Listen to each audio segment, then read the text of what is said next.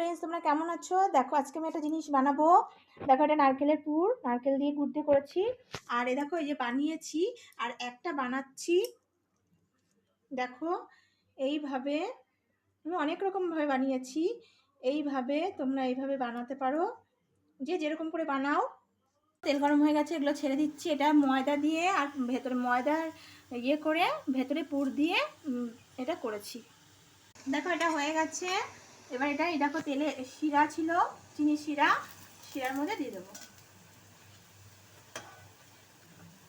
বন্ধুরা এর মধ্যে এটা হয়ে গেছে প্রায়। এটার মধ্যে একটু এলাচ দিয়ে দিলাম। এলাচ দিয়ে এটা ভালো করে, এটা বেশ শিরা হবে, তখন এটা দিতে হবে।